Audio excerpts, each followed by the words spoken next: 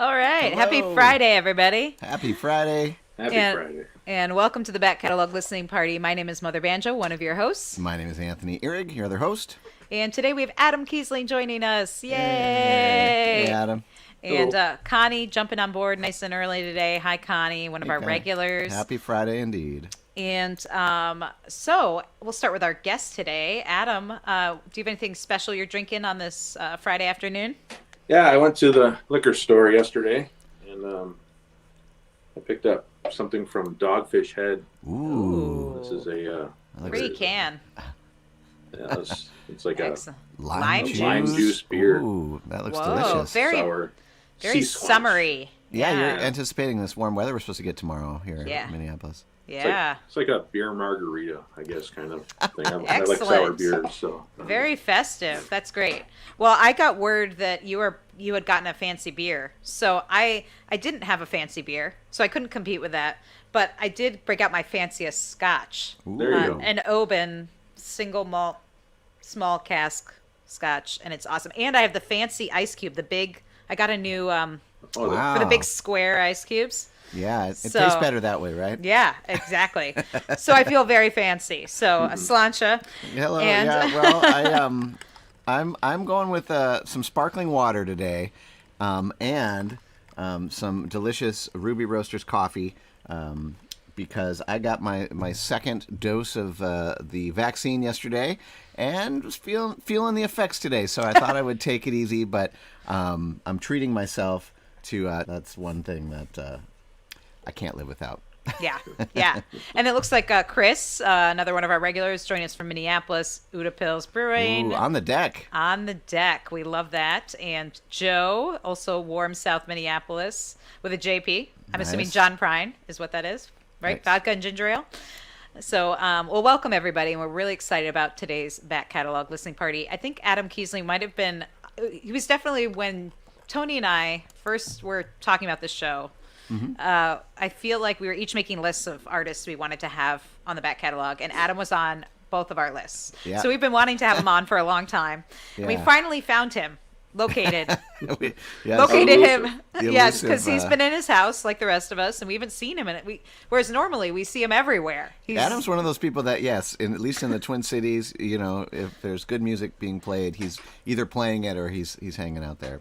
So. Yeah, exactly. It's So the weird thing is just like it's this whole year of quarantine. It's like I don't go out that much, but I still go to the grocery store, once a week or whatever like that. And it's like I've still never run into anybody I know. what grocery store do you shop at? We'll have to find you. Have a I'll shopping I'll date. hit the East Side Co-op or else Center's over on 2nd Street, Northeast Minneapolis. But Ah. it's just. But it's like I you'd think at some point you'd run into somebody but it hasn't happened. Well, that's why we do this, so that we at least are guaranteed to run into one other person that we know each week. That's for And sure. we're so glad that you're here to join us today, Adam. good to be For here. those of you who are from the Twin Cities, we know you know Adam. For those who are in old time string band music, you probably know Adam. But for everybody else, we have a wide range of audience members that love all kinds of different stuff. Adam, could you just give a little brief background on your musical history and how this album we're going to listen to today kind of fits into that? Yeah, I grew up in a small town in Wisconsin, southeast Wisconsin. I was of a Germanic heritage, I guess. And so there it was common for people to play in a brass band. And so I grew up playing trombone. Nice. And then in high school, they needed a bass player for percussion ensemble. And it turned out I could read the bass clef music just fine because that's what I read as a trombone player. So the school had an old Fender electric bass. So I borrowed that one summer and bought a book and started teaching myself, I guess, pretty badly. And then so, I was a bass player all through high school and, took some jazz lessons with a guy in Madison and then started playing guitar after I was 19 or 20 and I bought an upright at some point in there and I used to go to a lot of bluegrass jams with my parents southeastern Wisconsin, there was this cycle of bluegrass jams. So every second Saturday was the jam at the Imperial Saloon in Jefferson, Wisconsin. So go there once a month, and I wasn't really into the music necessarily, but it was a place to go play. So bring a bass along, and eventually bought an upright bass from my bass teacher, and it's kind of been a backwards progression ever since, I guess. Yeah, and it's funny because it's funny that you started with trombone and electric bass, because I think most people who know your music now know you for acoustic instruments, like Yeah. guitar and banjo and these other things, maybe upright bass. But so it's cool to hear how you got back to old timey eventually through. Yeah, when and where did that bug bite you? The old time string band music stuff. Well, it was so when I started playing guitar, I really got into flat picking stuff, and I still really love Norman Blake. Yeah. And so of course when I moved up here and discovered the Homestead Picking Parlor, it was like the idea of heaven, I guess. It was like, because before the internet, it's like you had no way of getting a hold of bluegrass records or anything like that, and there's a store in Madison, Spruce Tree Music, that had some recordings and stuff, but it wasn't until I moved up here and discovered the Homestead where that's all they had. And somewhere along the line I heard climber banjo, and I really liked that. And so like in the late 90s, 96, 98, somewhere around there, I took some climber banjo lessons with John Wallace, but it didn't really take. And I was involved with some jug band stuff, and then I was going to some of the bluegrass festivals, and then in 2002 I tried out for the guitar player for the Wild Goose Chase Cloggers and made it. And so that's really when I started really playing old time in earnest, and like really starting to kind of understand how the music worked, I guess. And so and after that, it was really downhill for sure. Well, welcome to the club. Yeah, but there's other things too. And I listened to the Pertinier Stepstone show that you guys did with them, and they're talking about that Jerry Garcia and David Grisman Shady Grove CD, and it was like the exact same thing. I still remember the day I bought it at No Name Records and brought it home and listened to it, and it just blew my socks off. It's a great and record. Then I kind of used that as like, that's how I discovered John Hurt.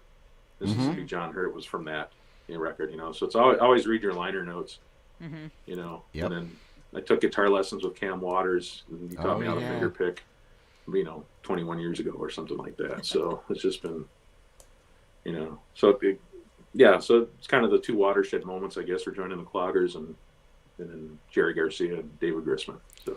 That seems to summarize things pretty well. Yeah, it does. And I love that you said that. I think a lot of us have gotten into some of the older music, again, going backwards. I think Tony and I both have a bit of that experience of finding through discovery and tracing the roots back. And when you said, reading the liner notes, that's kind of what we want this show to be, is a live version of your liner notes. And so we're really excited to revisit this album of yours. Again, you've been involved in so many bands over the years, but this is a solo album that you put out in 2012, Unclouded Day.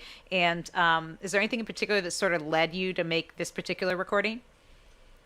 I'm not really sure like what the impetus was. Just like I had been playing in an old time group called the Mill City Grinders, and we'd released a CD in 2006 or something, somewhere around there.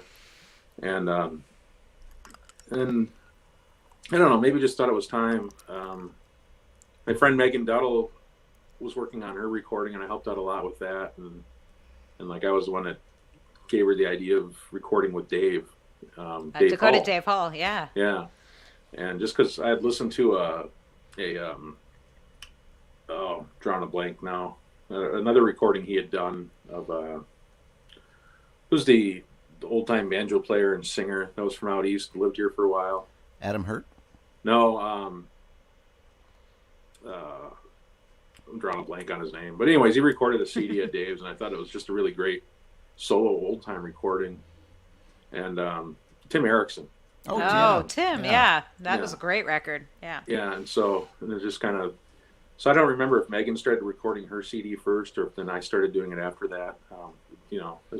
was all kind of a blur back in those days.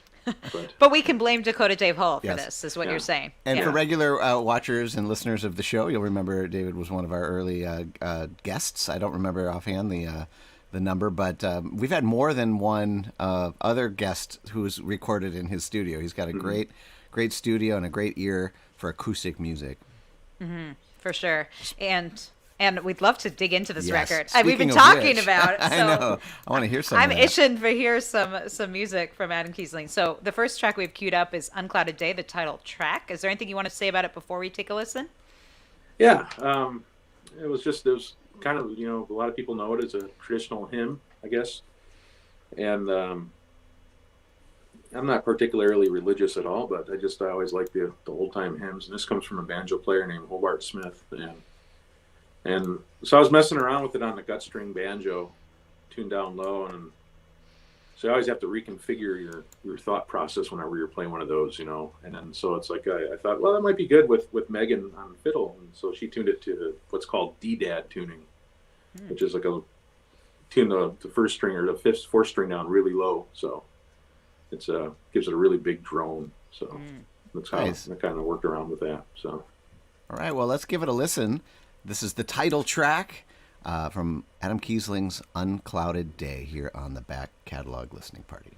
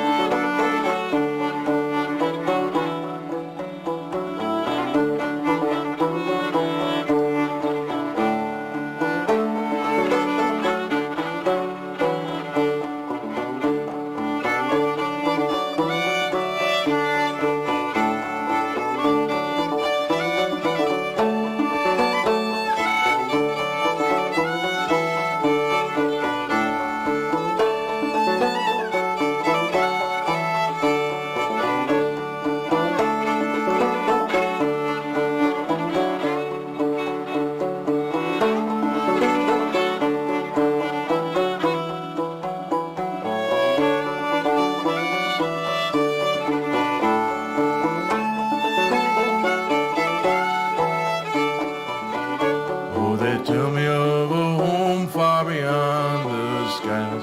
They tell me of a home far away. Oh, they tell me of a home where no storm clouds rise. Oh, they tell me of an unclouded day. Oh, the land of cloudless day. Oh, the land of an unclouded sky. Oh, they tell me of a home where no storm clouds rise. Oh, they tell me of an unclouded day.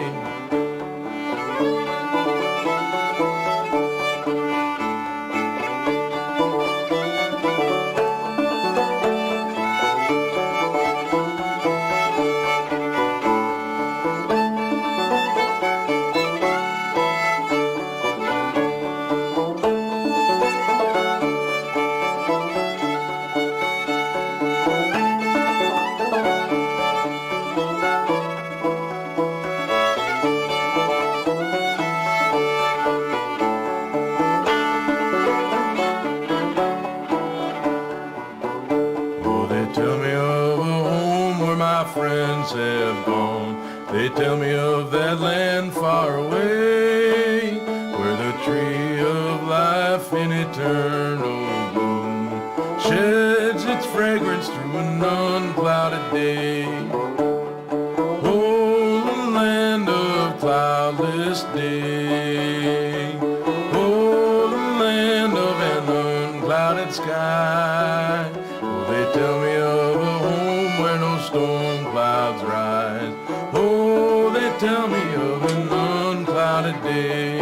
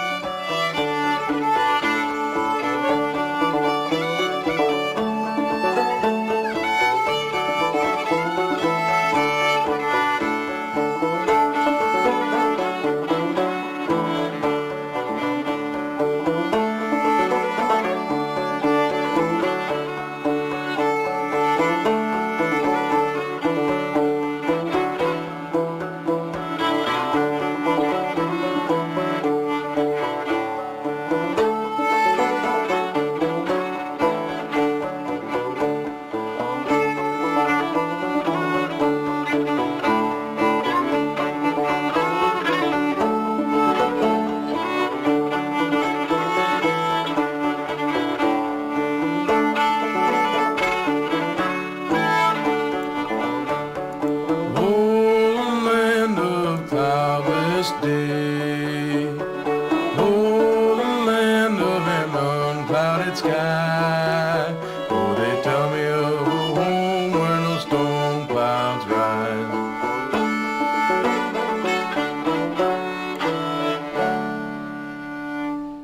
All right, Adam Kiesling here on the Back Catalog Listening Party with Boy, Unclouded that went on Day. way too long, didn't it? No, it's No. perfect. Cut it in half. No, I loved it. But it is interesting to hear how people hear these songs now, because most artists don't listen to their old recordings, and we make them do it here on the show. And Yeah. and it's funny, every artist has a different reaction to sometimes hearing the songs, and usually people are just surprised. You're like, oh, I didn't remember I recorded it that long, but I thought it was perfect because it had like this sort of meditative quality, and I was just like getting in the zone, and it felt particularly appropriate today. It could be a theme song of the Twin Cities this week.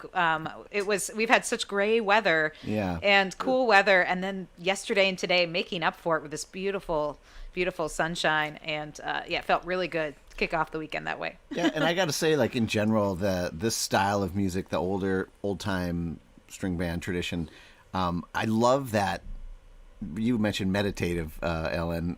It's like this. It's like there's just a lot of repetition, and in a way that I've come to appreciate over the years.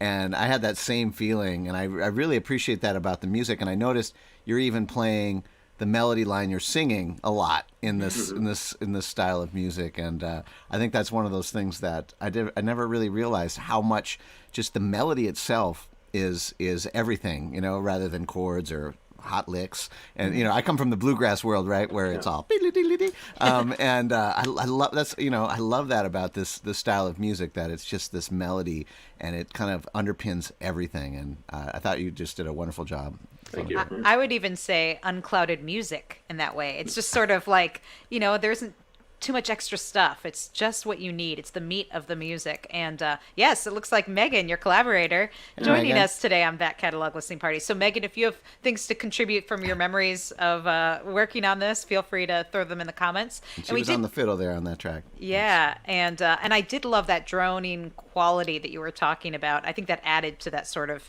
Zen-like vibe on that tune, which I wouldn't say is true of all the old-timey hymns, but that version, again, got me in the vibe. We got a question from Connie saying, can you tell us about the album art? And maybe we can bring that back. Yeah. Yeah. What's kind of when I was, I always hate like being photographed myself and all that. So I was like, no way in hell was I going to have a picture of me on there anywhere. But we're going to put you on the screen now. Yeah. Haha. But I think somewhere around there I discovered, I read an article where they're saying you can download pictures for, don't have to worry about any rights from the Library of Congress. Mm-mm. That's in there. Anything that's in their collection, you can fair game, and even have like high resolution photos. So I kind of dug around and I discovered this subset there. What is it? The Farm Security Administration Office of War Information color photographs. All right. And it's all from the late 30s and early 40s. And so, I found this picture from a guy named Jack Delano from 1941. From a train stop somewhere in New Mexico. And I kind of liked it, so I thought that'd be a pretty good album cover at some point. And then, found a couple other ones that I used for the picture of the CD and the back cover. Yeah. So. Well, that's great. I think it's something that I think when I think about you, I oftentimes think about history, and I think about not only like the historical music, but like the stories and things that go along with the instruments and with the songs. And I've always really enjoyed that about your live performances. You usually have a nice little anecdote about the instrument you have, or maybe you made it, maybe you you acquired it in some cool way, and then you usually have a nice story to tell about the song and where it came from, and maybe the person who had originally recorded it. Where does that interest come from? Have you always been, into the history? Are you kind of a history buff? Yeah, a little bit.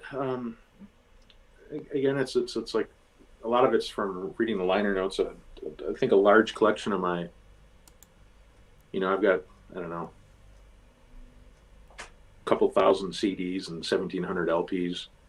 Wow. And Nice. a lot of them are compilations of 78s, and it from a wide variety of genres. It's not just old time, but there's Cajun, there's country blues, there's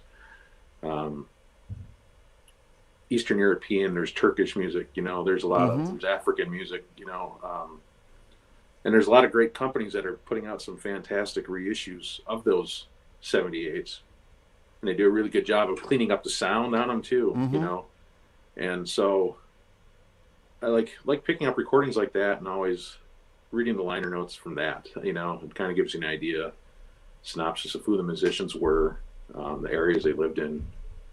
I don't know. So that's probably where that probably stems from. And do you normally, is that kind of where you're mining for your material? Are you kind of like just digging through it and like looking for hidden gems and things like that? Or yeah, a lot of it comes from, my day job, where to kind of drown out the noise of your coworkers that always have headphones on. I can relate. And listen to music. And so I'd have this music on in the background, and I'm focusing on my job, proofreading, but I'm listening to the music at the same time. And if there was something I thought, what was that? Your ears perk up at something you're listening to in the background. And then I'd always kind of make note of that and then listen to it more carefully. So I think a lot of tunes I decide to try and play come from that. Just like you hear something and you're like, whoa, I should do that, or figure something out, or always have it in the back burner. Yeah, just kind of always listening. Yeah. Yeah, nice. Well, we got some other friends of ours here. Gary's in the house. Hey, Gary. Hey, Gary.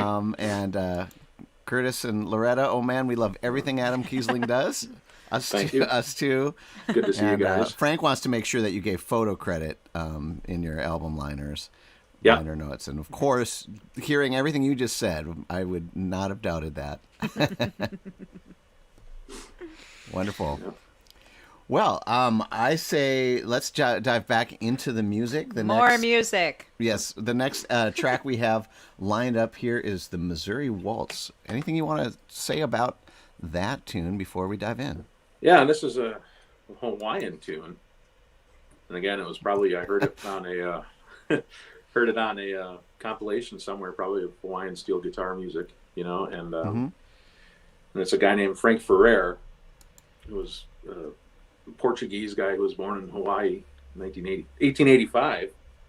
And, the Hawaiian guitar was a huge deal. It was kind of an explosion, it kind of brought in the popularity of the ukulele and also the steel guitar. And so this is a tune he recorded, the Missouri Waltz, and I heard it and then immediately thought of my friend Gary Powell, who's a fantastic musician.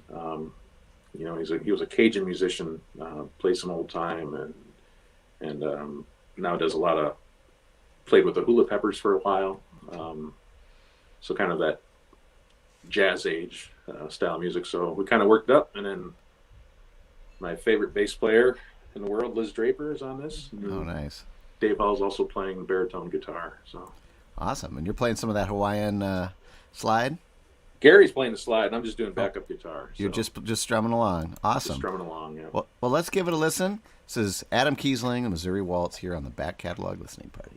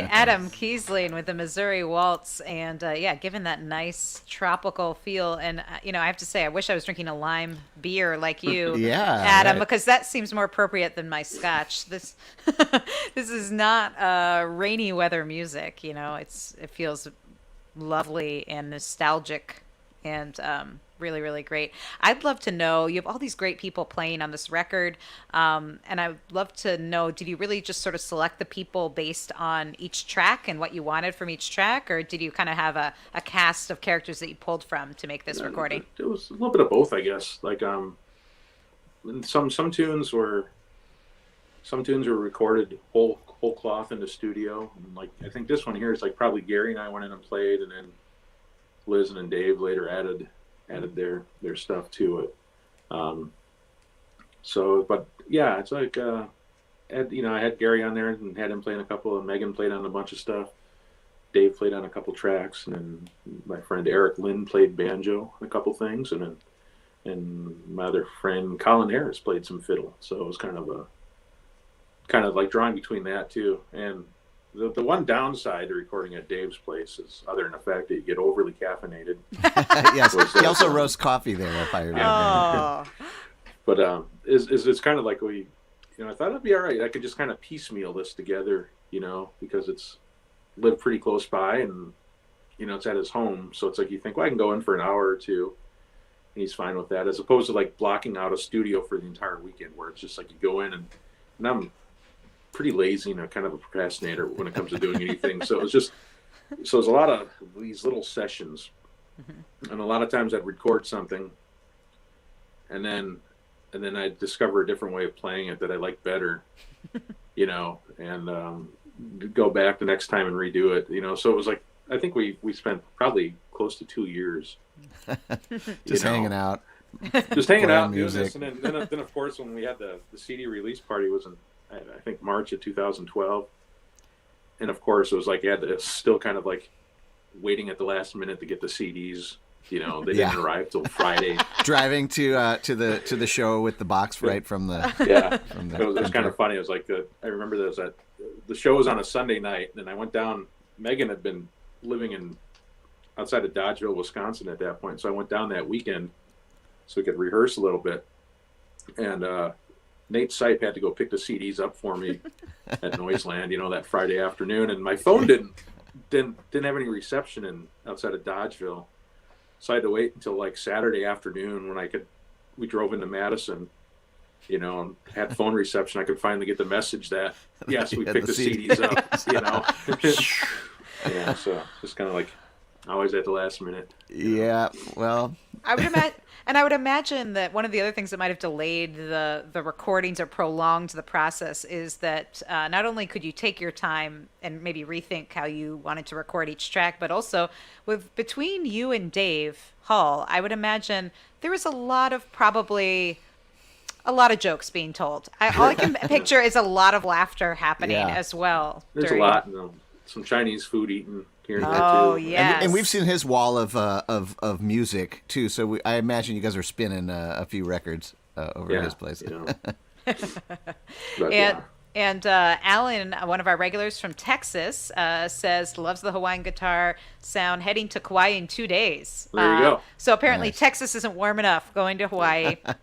And Derek Johnson, way to go, Nate, picking up the CDs. Yeah. It's important to have good friends. This is what we've determined. Yes. In our year plus of doing the back catalog listening party, is that not only do you need to have good musicians and collaborators to make good records, but you also need those support people, those people who are willing to pick up the records, do the food runs, those things. And that brings up this point that comes up every week, but it's so true that these aren't just like this collection of songs that was recorded in a studio one weekend and then printed and that's it. I mean, these are oftentimes years, as in Adam's case, 2 years of someone's life that goes into them, and it's the friendships that are there, and it's the it's all the misadventures that happen in the studio and playing gigs and all of that. So these really are snapshots of someone's life and livelihood as well, and because of that, it becomes expensive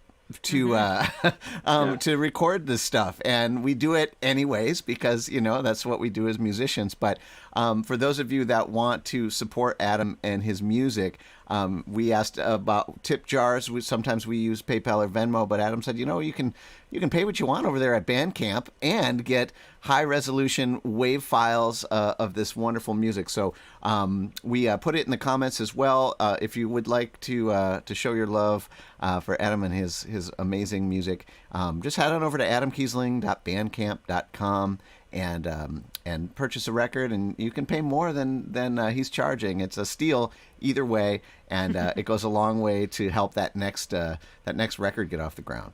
Yes, indeed. And again, to hear it in its full high fidelity, especially acoustic music like this, recorded by someone like Dakota Dave Hall, that those instruments really each get their moment and their ability to shine, which I think is so important.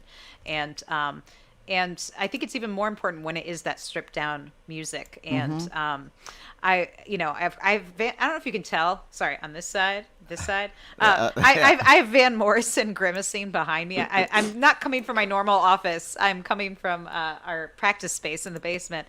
And maybe he thinks there should be some sax and all this production, but but I would like to know, have you ever thrown some trombone? Because that would fit on some of these, because you do have some of that crossover old jazz blues styles into some of your music. Have you ever thought about throwing some trombone on any of your not really any of my stuff? I haven't played it in 27 years, 29 years. Really, I don't have the lip anymore. Yeah, the embouchure. Yeah.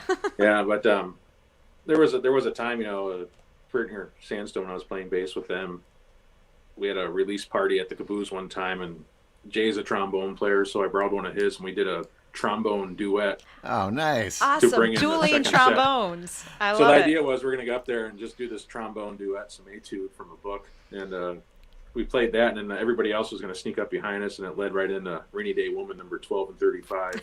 Nice. So that was the last time I played the trombone, so. Well, you never know what will happen during COVID, Yeah. Like you dust off those old instruments. I have an oboe sitting upstairs, which has been honking at me, but it hasn't happened yet, but you never know. Oh, a trumpet. Nice. I bought a trumpet recently, but I haven't really done much with that. So. Well, speaking of which, I'd love to know, since you play a bunch of instruments, what instruments made it on this record that you played? I did mostly guitar and then banjo, and I played both like the gut string fretless banjo, which is it's kind of I don't have it here in the room, but it's a kind of a replica of what it would have been like 1830s. It's basically a hoop with a calfskin head and string with some gut string, or a neck with some gut strings, and then I played the more modern old time open back banjo and a few things on this, and then the guitar. I think it's about it. I don't think I did anything else on this record really. So. Well, it's sounding great, and I would love to hear some more of it, and I know the folks out there would too. The next track we have queued up is Wild Bill Jones. What are you playing on this one? Yeah, tell us. This is guitar, just solo guitar, and then I'm in an open D tuning, Vastapol tuning it's called, which a lot of the old blues guys used to use, and so this is. And then Wild Bill Jones is familiar to a lot of bluegrass people. Yeah. But this is a different version. It's kind of I took it from two versions from a guy named Doc Boggs, who was a banjo player from Virginia, and he recorded in the 20s and then later again in the 60s. And this was a version he recorded in the 60s. And then a guy named Clyde Troxell was another Cumberland, Tennessee area musician and old time again. So it's just like it's a little different melody, and then I kind of putted around with it on the guitar, and it laid out pretty well. So awesome. All right, well, let's give it a listen. This is Adam Kiesling's version of Wild Bill Jones here on the Back Catalog Listening Party.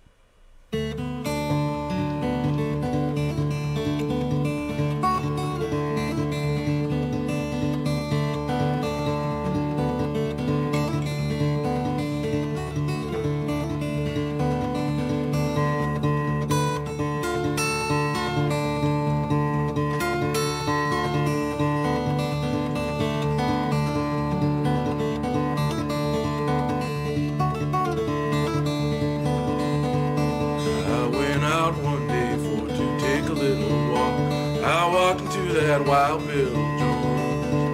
He's a-walking and a-talking by my true lover's side. I begged him to leave her alone. He said my age, it is but 21, too old for to be controlled.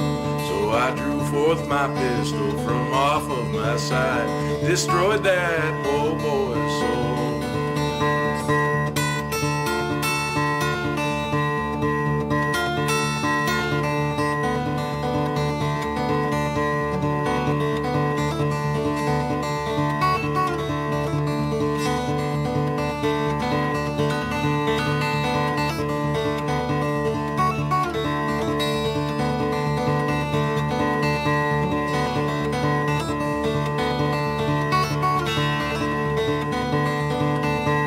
Stumbling, he's taken and he fell to the ground. He gave one dying moan. I threw my arm around my true lover's neck, saying, honey, you're left all alone.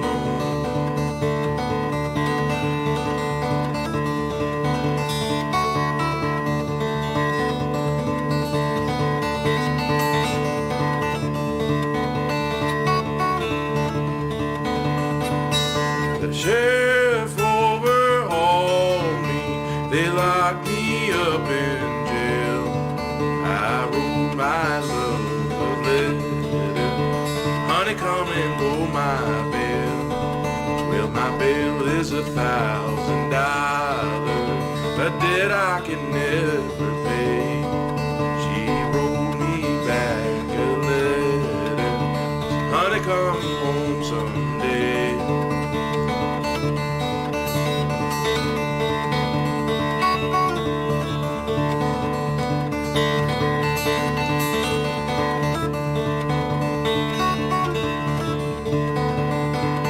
So pass around that long neck bottle, have a drink on me.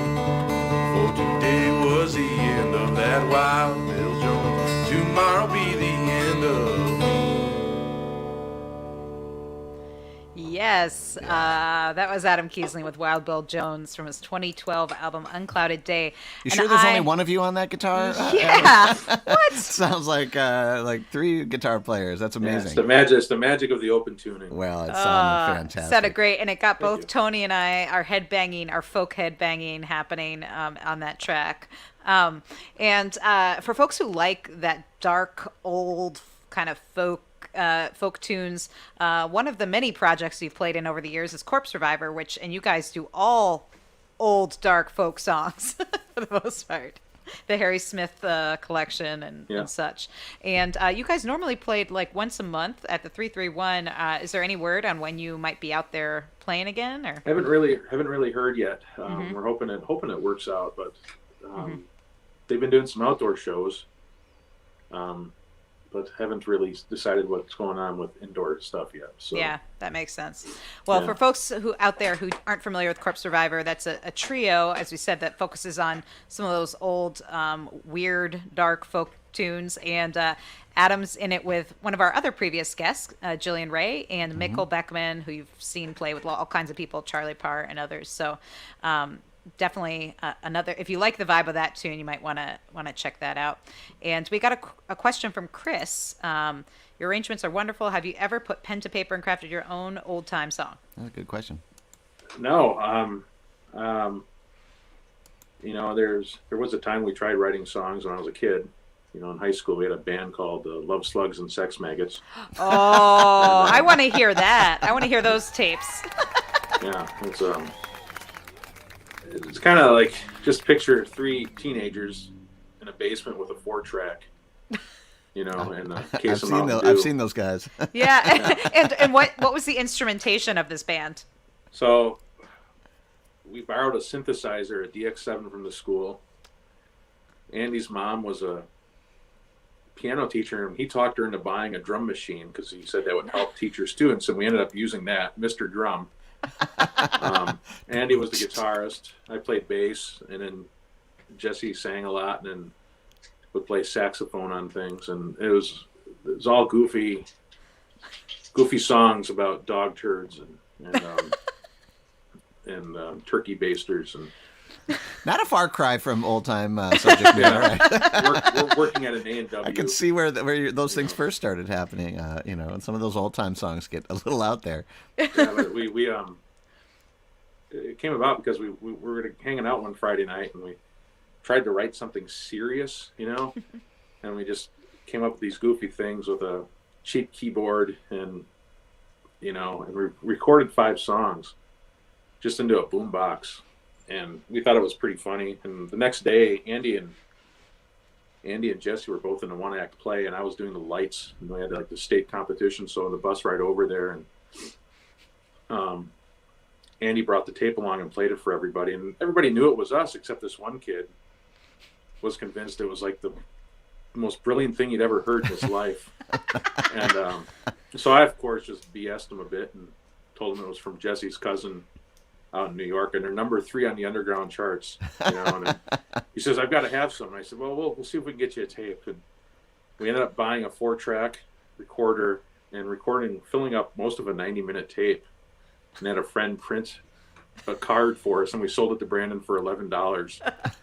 And he thought it was the best thing ever until his older brother Lance, who was a good friend of mine, came home from college, and Lance said, "You idiot, that's Adam, Andy, and Jesse." And so it kind of ruined it. So well, and thus your professional music career began, right? Getting paid exactly. So that was in 1990, 91. Wow. And I remember giving a copy to my cousin Andy, and he played it, listened to it, and he goes, "You guys remind me a lot of this band called Ween." So it was just kind of wow, that's high praise. Yeah, it was like the first time I'd ever heard that. So wow, that's amazing. And now, of course, not only do I want to hear trumpet and trombone on a future Adam Kiesling record, I want to hear a synthesizer and drum machine. Mr. Drum. Mr. Drum. He's great. Yeah. Excellent. Well, this has been so great to dig into these songs, and I this is one of, sometimes when we have guests on the show, I might or might not actually own the physical album, and in this case, I do, and I listened to this album a lot when I first got it in my hot little hands. It was in my car all the time. So this has been so much fun to hear these songs again, because it's been a little while. It's nice to dust it off and give it a spin. And if folks out there listening have more questions for Adam about songwriting, instruments, any of that, you can throw it in the comments, and we'll try and get to them before the end of the show. But I do want to squeeze in a couple more if we have time. And this next track is down in North Carolina. And anything you want to say about this? Yeah, and this is just another old time tune. I think they were officially called the North Carolina Rail Splitters, but it was Ernest Stoneman was a real popular old time musician back in the day in the 20s, and so it's like a group he was associated with. So it's kind of just your traditional song about the guy who tries to steal the guy's daughter. Yeah. Won't let a flood dissuade him. Yeah. Perseverance. Yeah. All right, well, let's give it a listen. This is Down in North Carolina from Adam Kiesling here on the Back Catalog Listening Party.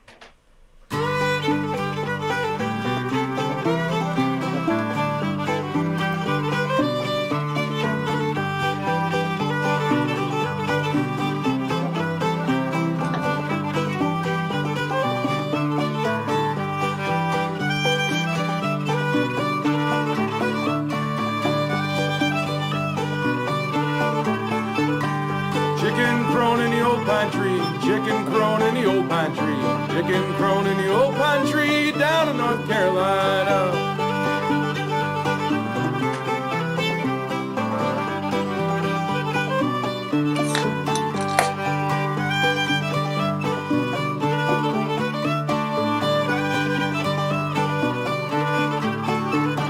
The old man's mad and I don't care. The old man's mad and I don't care. The old man's mad, I don't care. So I get his daughter.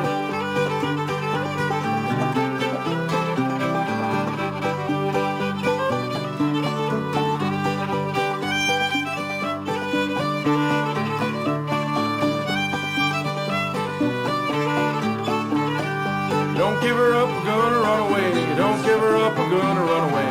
Don't give her up, gonna run away down to North Carolina.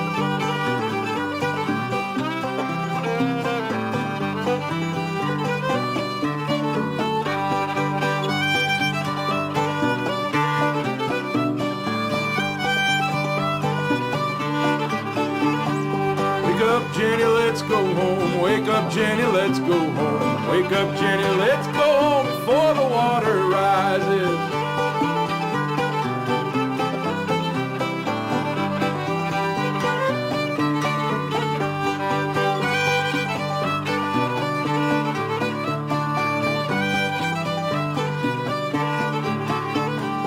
Rivers up, can't get across. Rivers up, I can't get across. Rivers up, can't get across down to North Carolina.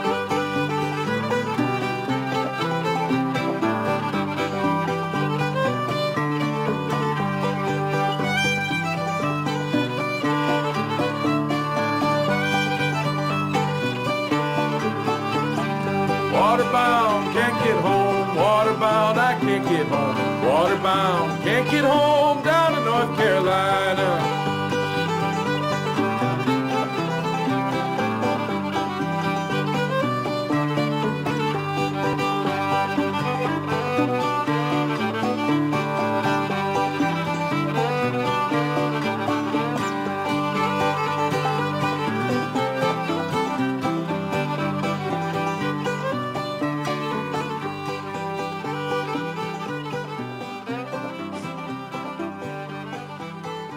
I forgot we did a fade out. I was gonna say fade out. That's not something you not hear old. very often in old timey. No, that's not old timey. You Well, it can't- just you- keeps going. It just keeps going. So it probably went on for another half an hour. 18 minutes. Yeah. Well, you can't end a dance with a fade out. You know, I'm it gonna just do that the confuses next time I play everybody. a square dance. Yeah. Just get really Everyone will slow. be really confused. And that song down in North Carolina, again, like so many of these old timey tunes, sometimes you hear it with different titles. Waterbound is another title I've heard for that tune. And I love the singing on that. And Anne also commented on your voice. And I'd love to know where singing started coming into your playing. Was it just someone needed an extra singer in that garage band you were in with the synthesizers and Mr. Drum? Sex We all clogs. we all kind of shared singing for that, but we had really wanted to be a rock band, but we felt none of us could really sing well. You know, the idea was we wanted to always play a school dance. And, you know, like I remember I wrote a rock opera for an English class about Julius Caesar. Oh my gosh. And- Love that. I wanna hear Yeah. that. Basically, now we want to hear all of your old back Yeah. catalog. Yeah. Adam. Basic, but yeah, that was just like taking Led Zeppelin tunes and AC/DC songs and rewriting the lyrics about Julius Caesar. And I'm sure it was, I remember we performed it and it was just horrible because I didn't know how to sing and I'm not a rock singer, you know, like what am I doing trying to imitate Robert Plant, you know, but I don't know. It's just like I started, when I started playing guitar more as, you know, when I was 19, 20, somewhere in there, and then I guess I started trying to sing a little bit more. And then eventually I made my way to the jug band scene at the Viking Bar on Wednesday nights. And, you know, we played on Amplified and I don't know, that's kind of where I really started. You know, a lot of people turned me on to some really good songwriters. You know, it's probably the first time where I heard John Prine or Townes Van Zandt, any of those guys, you know, and started learning some of those songs. And that's probably where I really started singing, was playing that Wednesday night jug band, you know, and just, you had to kind of force your voice if you wanted to be heard at all, you know, project. So. Yeah, and for folks who haven't seen Adam perform live, again, unless he's playing in one of those square dances where, you know, mainly just playing music, if he's singing, it's a voice that you will hear. It's very present, and again, it must have come from those unamplified nights, Well, which is useful in old timey music. and touching on Anne's comment about it being real, I think that's the thing, is that this kind of music, at least for my taste, I love listening to those old, you know, Harry Smith records and things like that, but I don't normally like to listen to modern takes on it because it doesn't sound all that real to me. But you really do have an authenticity to your voice, and the way you're singing it sounds like you're really living the songs, and that really comes through, I think, in the recording, and even more so live. And I just wanted to point that out, that it's not an easy thing to do, to play this music in an authentic way, I think. And It's always, I was just going to say, it's always, I think when, you know, I'm primarily a trad player, traditional player, but it's always, I think, one of those things, it's like, especially with singing, it's I don't know, it's be dishonest for me to try and sound like a 70-year-old black man or something like that, playing a blues tune. I don't know, you know. Robert Plant. Yeah. So it's Well, I'm glad you found your voice, Adam. It Yeah. sounds awesome. I love it. Yeah, and Joe, touching again on the singing, Joe said, "Love when you use the deep voice. Do you ever sing some Stan Rogers?" That's a good question because it is true when you have a very low voice, less so maybe on that last song. But do you ever sing Stan Rogers? only at home usually, you know, or if somebody kicks up Barrett's Privateers, you know, Yeah. you know, happy to join in. But Excellent. And then Sean said, "Love Megan's fiddle on that last tune and the whole album." Yes, she has an album, "You Are Always in My Dreams." We were talking about that record earlier. That also recorded by Dakota Dave Hall. So, yeah, really, that's a really great record. So, if folks haven't checked that out, if you like what we're hearing today, you might want to check that out as well. Well, we are going to try and fit in one more song. Can we do it, guys? I think so. I think we Okay. can do it. I hope so. So the next tune we have queued up is Stepstone. Anything you want to say about this? Yeah, and I was thinking, I found this one from a YouTube video of the Bonnie Prince William playing playing it in a radio studio. You know, it's an old tune. A lot of people have done it. Basketball Lamar Lunsford and you know, Woody Guthrie and a whole bunch of other people. But it was just kind of like, I really liked Will Oldham's version of it. Just a real simple guitar backup, and you know, and so I kind of started messing around with it. So that's kind of the version I took it from. And I sometimes think I wish YouTube would have been around when I was 15 years old learning how to play music. You know, some ways it would have been easier, but some ways it might have been more of a cheat. I don't know. So There's something about finding it in a dusty old album, though. I think sometimes it made it feel like And such spending a your discovery. time doing things with synthesizers and drum machines. Yes, If you hadn't done that first, you know, this might have taken on a whole different meaning. And I love that you talked about you wanted to play school dances, that was like your goal in life, because now you play dances all the time. yeah, but it's not the same. That's true. There's no slow dancing, I guess. Yeah. Well, there's still time. There's still time, Adam. Schools are back now, so That's you know. right. That's right. Well, let's give it a listen. This is Adam Kiesling, Stepstone, here on the Back Catalog Listening Party. It is hard to be parted from those that we love. Strange faces we see every day. Each heartstring of mine is broken in time when I think of those dear ones at home. Goodbye to the Stepstone, goodbye to my home. God bless those I leave with a sigh. I will cherish dear memories when I am away. Goodbye, dear old Stepstone, goodbye.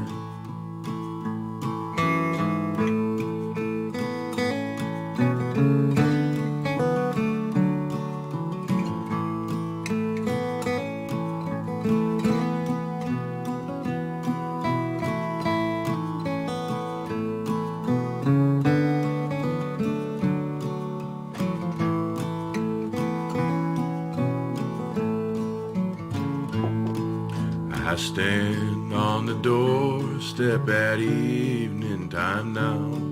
The wind whispers by with a moan.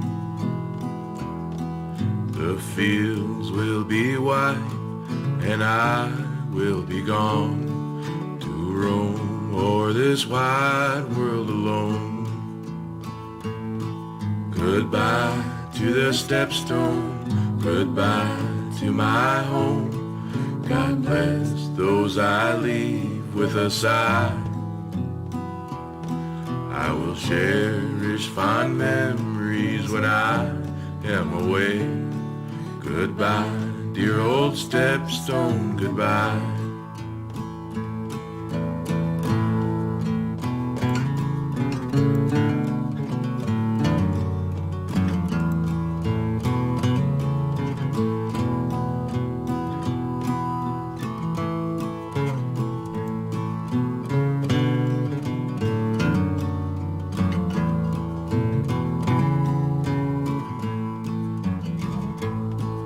I stand on the doorstep when school time is over and long for the time to go by.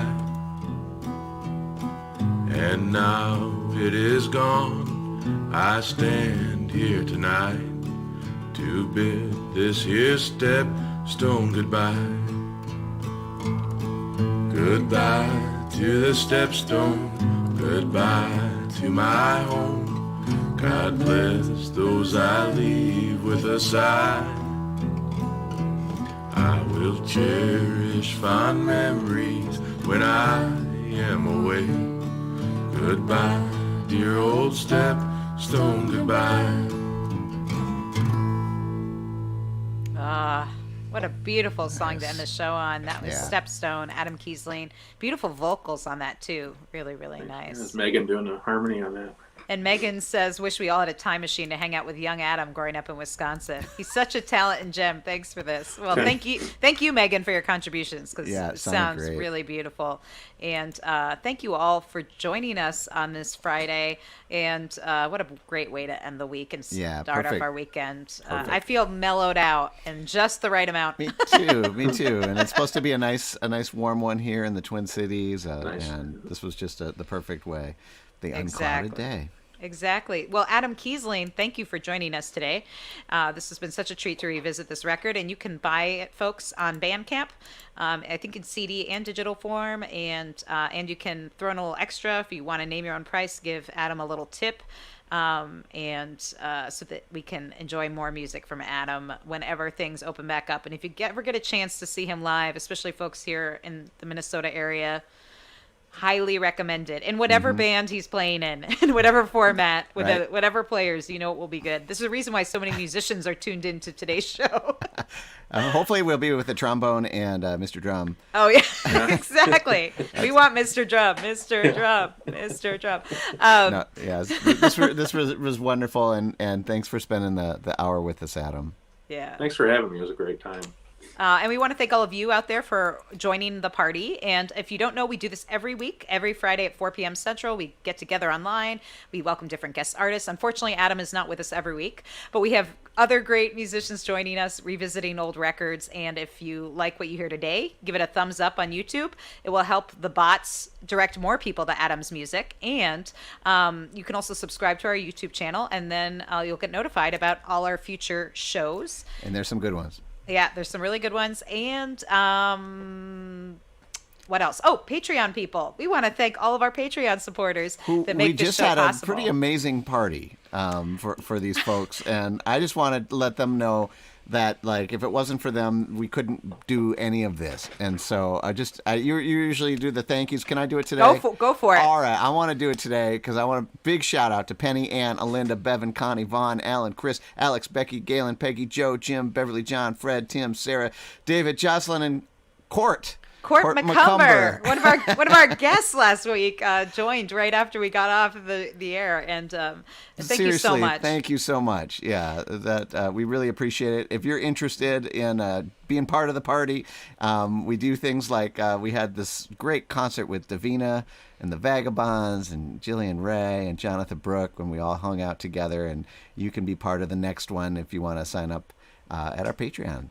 Yeah. And you get first notice of all our cool guests. And we have some pretty top-notch ones coming up, so we're really excited. So you can join that. But mainly, just thank you for being here. What it's all about is us gathering together. So it wouldn't be the same without you.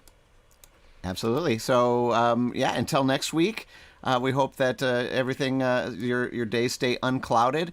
And thanks again to Mr. Adam Kiesling for a wonderful hour of music. Cheers, everybody. See you next week.